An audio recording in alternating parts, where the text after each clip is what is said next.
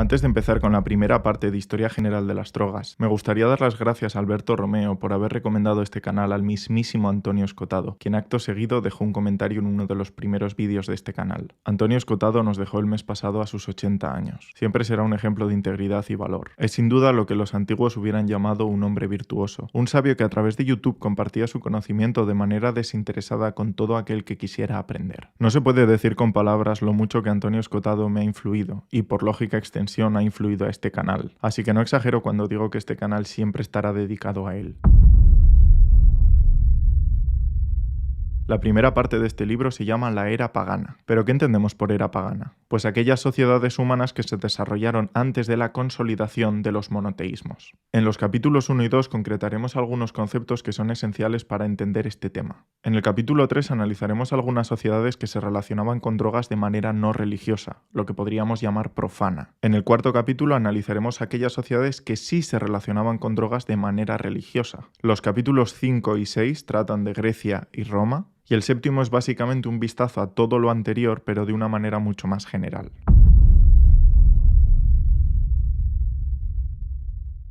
Podemos diferenciar tres categorías de drogas psicoactivas. Por un lado está la búsqueda de paz o analgesia, por otro lado está la búsqueda de energía o excitación, y por otro lado tenemos las drogas que proporcionan una excursión psíquica. En esta última categoría se pueden diferenciar dos subcategorías. Por un lado tenemos la alucinógena, que hace que el sujeto se olvide de que está bajo los efectos de una droga, y por otro lado tenemos las visionarias, las cuales no hacen que el sujeto se olvide de que está bajo sus efectos. No hay forma de distinguir en el mundo antiguo la terapéutica empírica de la magia y de la religión. El miedo a la impureza, conocido en el mundo antiguo como miasma, y la necesidad de purificación, conocido como catarsis, parece algo universal, y en casi todas las sociedades la enfermedad se entendía como un castigo divino, y el remedio era el sacrificio, porque tendía un puente entre lo divino y lo humano. Y es importante entender que había dos maneras muy diferentes de relacionarse con lo divino, dos formas que llamaremos modelo A y modelo B. En el modelo A tenemos la figura de regalo expiatorio, un sacrificio de algo o de alguien. Este proceso consiste en transmitir toda la impureza a lo que se va a sacrificar o a quien se va a sacrificar, para luego destruirlo y quedar así purificado. En este modelo el sentido de comunicación es únicamente del humano hacia el Dios, y la impureza es considerada tanto hereditaria como infecciosa. En estos cultos Dios aparece como un ser envidioso y necesitado de sacrificios para no desaparecer. En el modelo B encontramos la figura de banquete sacramental, muy vinculado al uso de fármacos. En este caso no se sacrifica nada externo, sino que el ritual consiste en un acto de participación. Es uno mismo quien se sacrifica simbólicamente para quedar purificado al renacer. En este modelo la comunicación es recíproca. La impureza no es ni hereditaria ni infecciosa, y el Dios no depende de los sacrificios para existir. Estos dos modelos se pueden ver claramente en la película El Camino hacia el Dorado, donde primero participan en una ceremonia que entraría perfectamente en el modelo B, donde el consumo de alguna droga es más que evidente y donde todos los fieles participan y se relacionan con los que ellos piensan en ese momento que son dioses.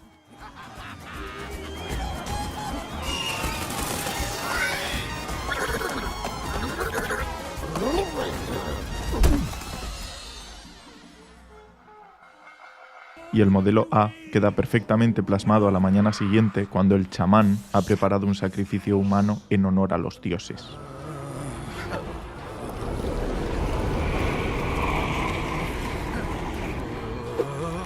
Dentro del modelo B podemos encontrar dos maneras distintas de alterar la consciencia. Por un lado tendríamos el método ascético, mediante el ayuno, el silencio o incluso la soledad, todos ellos muy prolongados en el tiempo. Cada maestro debe hallar su camino a la paz interior. Algunos deciden meditar por 50 años en una cueva igual a esta, sin una sola pizca de comida o agua. Otros la hallan a través del sufrimiento, como yo. Por otro lado tenemos el uso de sustancias psicoactivas. Dentro de esta categoría podríamos encontrar dos grupos de fármacos muy distintos en sus efectos. Los fármacos de ebriedad, que se usaban en ritos orgiásticos, que literalmente significan confusión, y drogas que proporcionaban una ebriedad extática, que básicamente son drogas que desarrollan los sentidos, que expanden la consciencia, lo que hoy en día se podría conocer como drogas psicodélicas.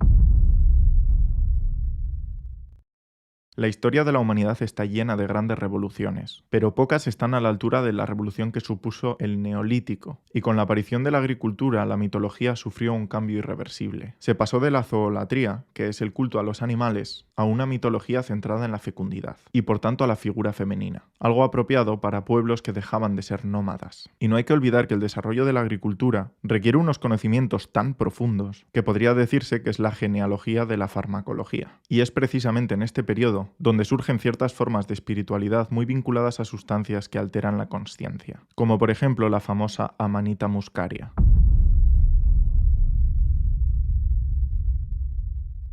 La primera droga registrada en Mesopotamia es el opio. Aparece en una tablilla cuneiforme hacia el 3000 a.C. También existen registros de cerveza hacia el 2300 a.C. Y el famoso Código de Hammurabi, datado hacia el 1900 a.C., establece preceptos sobre casas de bebidas y castigaba con pena de muerte a quien rebajara la calidad de sus alcoholes adrede. Por otro lado, la medicina babilónica usaba daturas, mandrágora, opio, cáñamo, cerveza, vino e incluso el éboro negro, una sustancia cardiotónica que mejora la función cardíaca pero que es extremadamente tóxica. Los conocimientos farmacológicos del antiguo Egipto no han sido superados hasta la modernidad con la química de síntesis. Para que nos hagamos una idea, en 1890 se descubrió en Tebas un papiro, datado hacia el 1300 a.C., donde se han podido aislar más de 700 nombres de fármacos distintos. Otra figura importante en este tema, por ejemplo, es la figura de Imhotep, considerado el primer científico del mundo, que por ejemplo usaba el opio como medicamento paliativo. Otro dato importante es que los médicos egipcios usaban el alcohol en el 15% de sus recetas. En el Antiguo Testamento hay muchas referencias al alcohol, y hoy en día es algo paradójico que siendo Israel uno de los sitios donde menos abstemios hay en el mundo, es el país donde menos litros de alcohol se consume por persona y año. En cuanto al resto de sustancias, la Biblia hebrea es muy pobre en referencias a otras drogas. En China siempre ha existido una aspiración del poder político al control de algunas sustancias, y eso es en parte debido al esquema de gobierno que han tenido siempre, conocido como el despotismo asiático, que implica la división de la sociedad entre el único adulto, o sea el emperador, y el resto del pueblo, que son eternos menores de edad y que por tanto tienen que ser tutelados por el emperador. En China ya existía hacia el 900 a.C. un proceso de destilación que, aunque imperfecto, conseguía licores de más o menos unos 20 grados, y no sería hasta la Alta Edad Media que en Europa se perfeccionaría el proceso de destilación. Y debido a esto, China es el primer estado en prohibir el aguardiente. Posteriormente prohibiría en el siglo XVII el tabaco y en el XVIII el opio. Algo interesante es que la medicina tradicional china usaba el mahuang, o sea, lo que hoy conocemos como efedrina, que además es la precursora de las anfetaminas. En la península indostánica existe un predominio del modelo B, y desde el 1600 a.C. aproximadamente se conoce y se celebra el cáñamo, y la llegada del budismo casi 1000 años después no le afectó en absoluto, porque vieron en esa droga muchísimo potencial para mejorar la meditación. Por otro lado, el opio no ganará importancia hasta la llegada del Islam. El vedismo, la religión que precede al hinduismo, tenía un panteón de 3 dioses. Indra, el dios heroico; Agni, el fuego del sacrificio; y Soma, una bebida ritual dedicada a Indra, que también es un dios. En este mismo mundo, donde están las aguas eternamente jóvenes, haz de mí, Soma, un inmortal.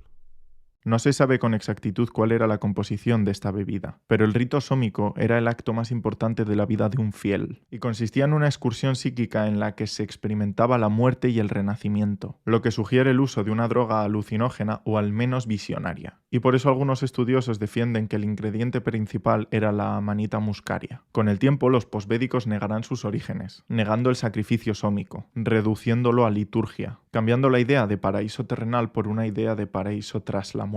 Dicho de otra manera, la consumición del soma será sustituido por puro protocolo litúrgico, algo parecido a lo que le pasará a la liturgia cristiana. Más tarde, el brahmanismo, una religión de transición entre el vedismo y el hinduismo, entrará en conflicto con el resto de religiones de la península por querer instaurar un sistema de castas, y tendrán que entrar en conflicto porque las demás religiones eran de tipo extático, o dicho de otra manera, celebraban ritos orgiásticos que solían acabar en desenfreno sexual. Y si hay algo opuesto a la casta, es precisamente las orgías, que son la unión temporal de techo, mesa y cama. El Avesta es el libro sagrado de la religión de la antigua Persia, llamada así por su profeta Zoroastro, o como se le conoce en España, Zaratustra. Y al igual que el Soma en la religión védica, aquí encontramos el Ahoma, y en este caso encontramos muchísimos más indicios de que el ingrediente principal fuese la Amanita muscaria, ya que sabemos que bebían la orina del sacerdote y repetían este proceso hasta 3 o 4 veces, algo que encaja perfectamente con el hecho de que los efectos de la Amanita muscaria se mantienen prácticamente intactos en la orina de quien la consume. Aquí hay dos factores fundamentales. 1. Existe una riqueza extrema en flora psicoactiva. Y 2. Su consumo está estrechamente vinculado a cultos religiosos, tanto en grandes civilizaciones como en pequeñas poblaciones aisladas. En América Central podemos encontrar la civilización olmeca, que florece hacia el siglo X a.C. y que es muy avanzada en técnicas escultóricas y arquitectónicas. De esta civilización han llegado hasta nuestros días las llamadas piedras hongos, piezas de unos 30 centímetros que sugiere un uso ritual de los hongos que abarca varios milenios. Esta civilización no tenía afán de expansión militar, al contrario que los incas en Sudamérica y los aztecas en Mesoamérica, y por desgracia acabarán sucumbiendo ante estos últimos. Los aztecas por su parte consumían drogas visionarias, entre las que destacan una trepadora llamada Ololiuqui, el peyote, y unos hongos llamados Teonanacatl. Y es curioso que los cronistas españoles las describían como satánicas por las visiones que causaban. De entre todas las civilizaciones andinas, la que destaca es la civilización chavín. También surge hacia el siglo X a.C. y donde era muy extenso el uso del cacto San Pedro, planta que comparte con el peyote el mismo principio activo, la mescalina. Es curioso que la planta en aquella época proliferó tantísimo que hoy en día te la puedes encontrar por el monte en España. Y es precisamente en esta zona donde podemos encontrar uno de los primeros casos junto al caso chino de control político de alguna sustancia. Es el caso de los incas y la coca. Siendo un pueblo de saqueadores con actitud de expansión imperial, sin ningún genio para las artes ni las ciencias, que además oprimían a todos los pequeños pueblos que les rodeaban. El consumo de la hoja de coca era autorizado por el poder político, como un privilegio de la aristocracia, y mascar coca sin esa autorización era penado con la muerte. Al ser una droga que proporciona energía de manera abstracta sin provocar visiones, hizo que los conquistadores españoles dejaran de considerarla satánica y por tanto dejaron de perseguirla. Otras drogas con las mismas características pero que eran mucho menos potentes eran la hierba mate, el guaraná y el grano de cacao. En el caso de los hongos alucinógenos era tal su popularidad que en algunos lugares la ofrenda de hongos formaba parte del tributo periódico, algo parecido a pagar el IRPF en tripis. Llegados a este punto parece insensato negar que la identidad cultural es aprendida y reafirmada bajo la experiencia de drogas en muchas culturas tradicionales. Los estados alterados de conciencia han sido el corazón de las religiones naturales a modo de conocimiento revelado. Se puede decir que Grecia es la primera sociedad demográficamente densa, orgullosa de respetar la particularidad espiritual de cada individuo. Grecia es la cuna de lo que hoy podríamos denominar medicina moderna. Por ejemplo, son Trasias de Mantinea y Alexias los primeros en conceptualizar el término de tolerancia y diferencia individual de asimilación de sustancias. Y la mayor de todas las proezas es la de Hipócrates, al ser capaz de secularizar la medicina y dejar al margen la mitología. Y hablando de drogas, dice el Corpus Hipocrático, son drogas todas las sustancias que actúan enfriando, calentando, secando, humedeciendo, contrayendo, relajando o haciendo dormir. Otro hito es el desarrollo del concepto de farmacón, que es tanto remedio como veneno, y el concepto de toxicidad, que es la proporción concreta entre dosis activa y dosis letal. Entre los fármacos más usados podemos encontrar el opio, la cerveza, el vino, el cáñamo, el beleño y la mandrágora. Algo increíble es el uso del opio en el Tratado Hipocrático sobre la enfermedad de las mujeres, algo parecido a lo que hoy entenderíamos por histeria, y ellos atribuían los trastornos histéricos a perturbaciones motivadas por la represión sexual, adelantándose así unos 23 siglos a las tesis de Freud. Los empíricos también usaban el opio en las cirugías hacia el siglo III a.C., y durante un periodo de 5 siglos de intensa investigación y uso continuado del opio, no existe una sola mención de persona esclavizada o embrutecida por su uso, algo que sí pasa con el alcohol en general y el vino en particular. En este apartado analizaremos los fármacos que en Grecia se usaban en un contexto religioso.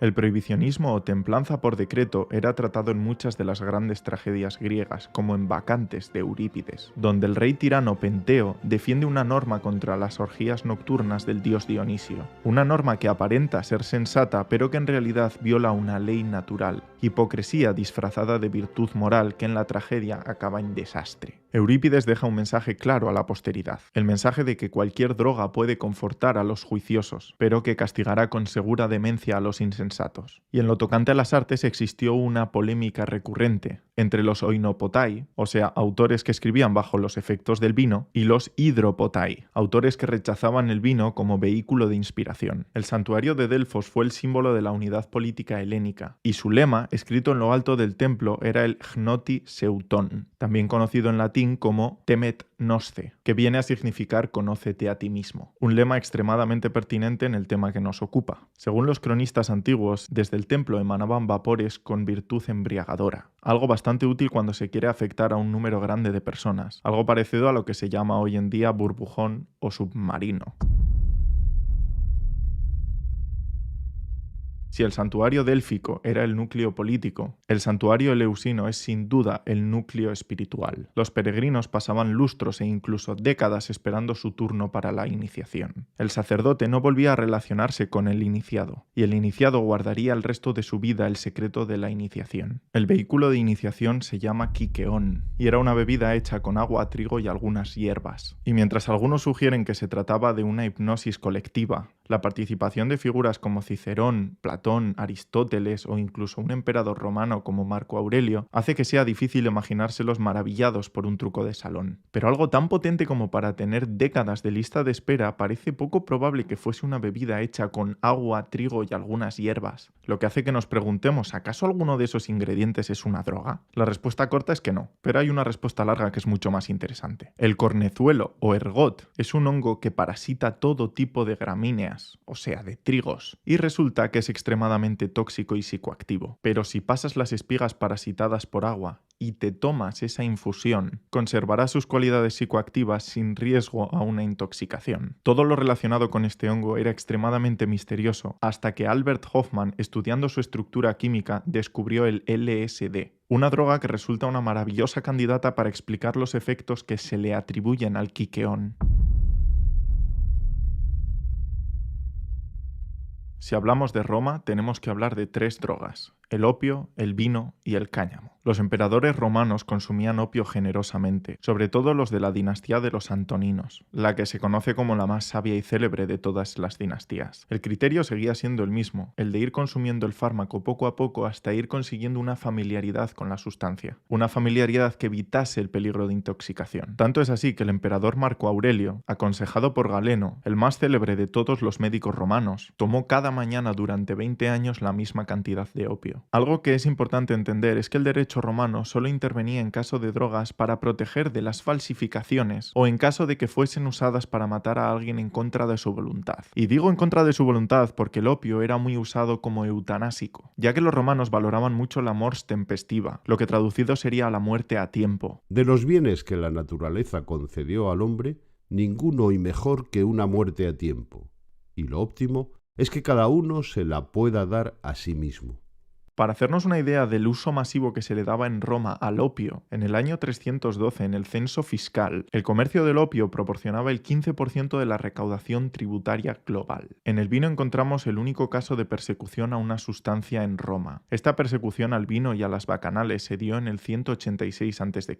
Los cónsules Espurio Postumio y Quinto Marcio comienzan una persecución sin ningún tipo de garantía procesal contra los que celebraban bacanales. Por primera vez, Roma no se cerraba para impedir que entraran invasores, sino para evitar que sus ciudadanos pudieran salir. Y 6 años y 3.000 condenados después no parecía que el problema se fuera a solucionar. De hecho, esa persecución nunca perderá vigencia, y será utilizada para perseguir en el futuro a los cristianos, aprovechándose del simbolismo que el vino tiene en la religión cristiana. El cáñamo era la droga de la aristocracia en Roma. Su precio era desorbitado, y no se cultivaba en Roma. Todo el cáñamo que se consumía era traído por el comercio con los celtas, quienes lo cultivaban en cantidades inmensas.